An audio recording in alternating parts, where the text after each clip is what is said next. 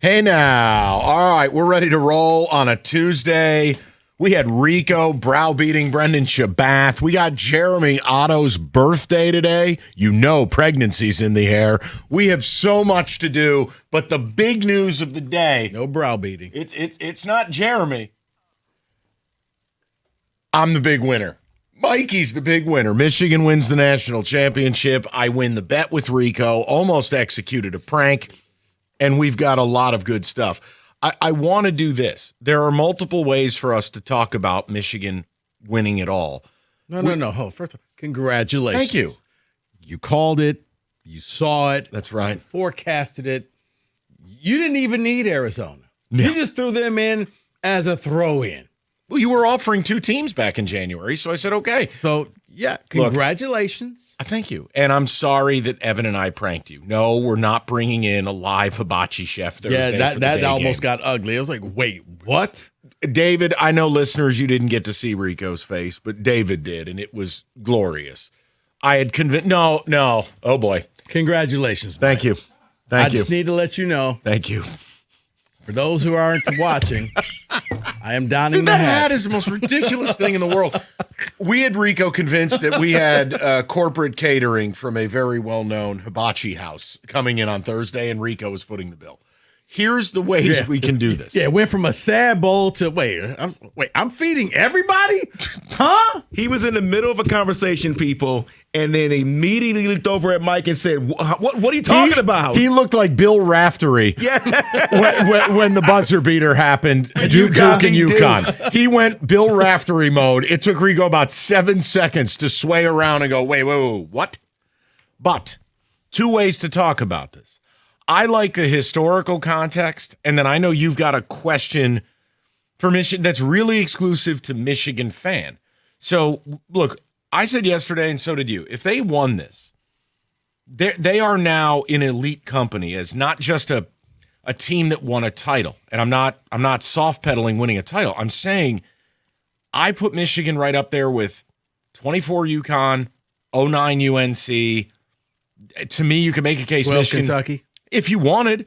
But for instance, from a point differential standpoint, Michigan trumps them all at 18 points a game, just dummying opponents, putting up outside of what happened last night, putting up 90 a game, bombing teams, winning a Final Four game by 30, winning an Elite Eight game by 40. I mean, Rick Barnes is still sitting there looking confused. Sad. I think what Michigan did was complete one of the most dominant, it's very similar to Indiana football, a dominating wire-to-wire, really historical year. I have no problem if you think Michigan is the best national champion in the last 15 years. I don't have a compelling argument otherwise. But you have another way to talk about this. And it's convoluted, but it's really for Michigan fans. But go ahead. It is for Michigan fans. And you know what? We're just going to we're going to leave it on the court. We're going to leave it on the field. All the extracurricular stuff, we're not going to talk about that today. But to Michigan fans, which title do you feel was more special? Which title do you feel what? He has to take that hat. I can't. It's an absurdity. Buddy, you were right. But people won't have fun with that. They're going to get upset at you. You know what? I'm telling you. No, that is true because I had a buddy of mine send me a thing. Like, man, I saw some stuff on social media. I was like, he's wearing a red hat. I'm like, then I read it. And first of I saw it. Who cares if you are? Okay, I don't care. I don't care what political affiliation people are. Doesn't make you a bad person. I'm just telling you there are people who are unhinged about that. I'm a great person. You be careful. I'm a great person. Maybe the best person ever. Listen, I'm just telling you, buckle up. Ain't nobody good. People are not going to have fun. People are incapable of fun. You know what? You're right. All right, fine. They're going to blame you for bombing Iran. I'm telling you. We put kids around there. We're good. Take the hat off. Carry on. For Michigan fans, which title? The football title that when you beat the Washington Huskies or last night against the UConn Huskies? A lot of Huskies. Possibly the most Huskies. Which title do you appreciate more? Which title feels more special to you? Which title is that title that you're like, yeah, that's the one right there? Was it last night and the whole March Madness, because Doug was saying it's something special about March Madness, it's something special about winning 4 games, or is it the fact that in football Your guys came back and they were together for years. Yeah. Which one do you identify with more? Football title against the Washington Huskies or last night against the UConn Huskies? Yeah, that one's for Michigan. 248-539-9797. I'll ask the Michigan fan here. I can't speak upon that, but I'll ask the Michigan fan because in one, you had a team that came back. It was like, you know what? We're going to bring the band back together one more time to try to win this thing, and they did.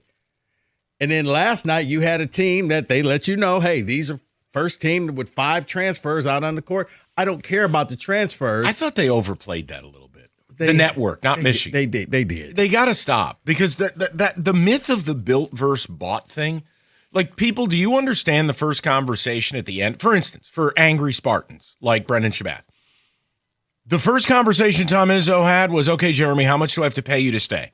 Yeah. Like everyone's bought. Yeah. None of this is built. Yes. Like, what are we talking about? Your built program, as you said, everybody that's there and established, Jeremy Fears is not getting paid in melting moments. Ice cream. He's not. Okay? Cohen Carr is not getting paid by walks along the Red Cedar River. Okay? They want cold hard cash. Cohen Carr presented by Bagel Fragel. Right. So here's a $25 But that's my whole certificate point to is I Crunchies. didn't understand why the network had to be so forward about it as if it was taboo. No, Dusty did what Indiana did, and his evaluations were elite. I didn't care when he got Mara from UCLA. Mick Cronin hated Mara. Guess what Dusty did? He unlocked an NBA career for that kid. Yeah. Yaxel from UAB, yes, he was highly rated. But I hadn't watched more than 10 minutes of Yaxel Lendeborg. No, guess what? A lottery pick. Morez Johnson, unless you were a hardcore basketball fan, Right. you had no idea who he was at Illinois. Right, and my point is he didn't look I just because I don't love this college sports anymore doesn't mean I don't pay attention to the way things are. Okay, Kentucky spent $22 million and they got it all wrong. Dusty spent half that and got it all right. Yeah. Their Dusty- roster's probably about $10 million. Dusty spent that, had no significant injuries, and it all worked out. And his coaching was elite. And he kept that team together. Well, yeah, I'm going to say that again because I think that's what get lost in the sauce is everybody about how much money they spent and look at the transfers. It's like, guys, Doesn't matter. and it pains me to say that, but Dusty May is a really good coach. I mean, I think the 2 coaches last night may be the best 2 young coaches in the game. And by young, relatively young. They're Under 60. Yeah.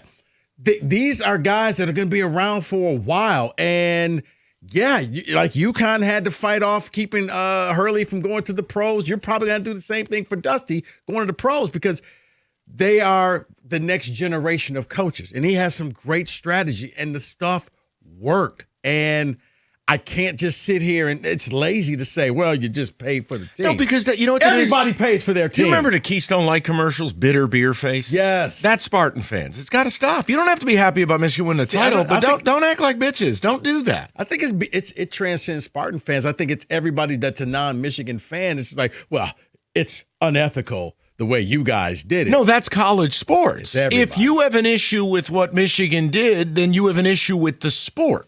It's not Michigan. They didn't do anything wrong.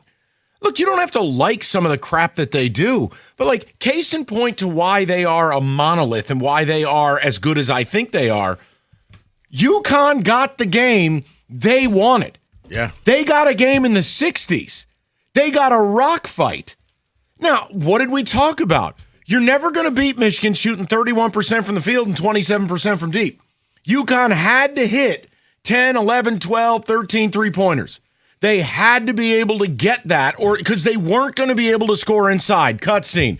Hey, Terrace Reed with another air ball from 4 feet. They must have been, like 5, 6? Because Michigan doesn't let you score there. So I don't And then care. they also missed a bunch of free throws, which did not help you. Like, Possibly guys, the most free throws. Yeah. But that's my whole point is the mark of a great team is they can win any way. If UConn wanted it in the 80s, Michigan would have belt to ass that way too. Look, I know they didn't blow them out last night, but you know what I never worried about? Losing to you. I never worried about Michigan losing that game. They had what I call a functioning lead the whole night. Even when the ball got banked in? It just didn't matter to me. I never believed it. At that point, I was just like, is this about to be some Hurley magic again? No. Is this the Duke? No, it's not. No, it is definitely. And then just like that, it was over. So, no, I would love to hear from Michigan fans, and we're trying to do it two ways because we're going to do it a little bit different. Is like, oh, where were you when you watch it? I don't care. So just tell a friend. I want to know historically, if you love college basketball, I think what Michigan just did, most impressive national champion in 20 years. I really don't feel like going back to black and white Zapruder film and talking Holy Cross in 54. The other angle is just, what did you enjoy more? And look, there's an element where David has said, this is our resident Wolverine, the idea of you're always going to enjoy your team winning, but it doesn't have the feeling you had the old way when players were more ingrained in your school. If you don't feel that way, that doesn't mean you're bad. I'm jealous of the people when they pan to the people in the crowd and they're screaming, yelling, popping a blood vessel, and it's like, oh, those were the days. I can't do that. Like, okay, oh, did you hate what? I didn't hate watch it because these players haven't been here long enough and won't be here long. I can't hate any of them. 10 minutes ago, I didn't know who half these players were. It's boats and hoes. That's what the networks have done to the sport. It's why I don't love it anymore. Yeah, and I mean, just to show, like for Michigan, you're probably going to have at least half a new team next year. You'll bring back 6 guys. It'll be 6 new guys, 7 new guys on the team. And I don't think there'll be any fall off. No. I truly believe Dusty has built what is now going to be the gold standard in the state of Michigan. And like, for Spartan fans to get upset, go ahead. That's all we do in this country. You get upset at the messenger. You can't attack the message. If the two coaches were stocks, no one's buying Izzo stock. They're buying Dusty May stock, okay? He's NVIDIA and Tom is soybeans. Put it this way, Dusty May stock is too expensive now. But that's my point is that I would buy Izzo stock because it's cheaper. Rico's buying the dip, 248. But you get my point. Yes. This guy's 49. He now in 2 years has equaled Tom's national championships in 31. And newsflash, if I had to place a bet on who's going to get number 2, yeah, it'll be Dusty. Would love to be wrong, but I think he will. Well, the funny thing is, Mike, I mean, different era, but Dusty kind of reminds me when Tom was young like that. And all of a sudden, it looked like Michigan State was going to be this team that was going to be around forever. And he won his title early in his tenure. Yes. Same as Dusty. But that's the other thing. Look, I think Michigan for years, and this predates you with me, but like, remember the CTG shows? Closing the Gap and all that stuff. Yeah. Man, there's no gap. Michigan's the better basketball program. I mean, you can mock it. They've played for 3 national championships since the last time State played for 1. State has made 1 Final Four in a decade, guys. Like, Michigan has now kind of become that standard. If you're fighting that, like Shabath fighting Rico earlier, that's your business. I'm not going to partake in that battle. That was weird. You put on your glasses for that battle. That was just a weird conversation, man. He needs some counseling. He needs Jesus. Okay, then, 248-539-9797.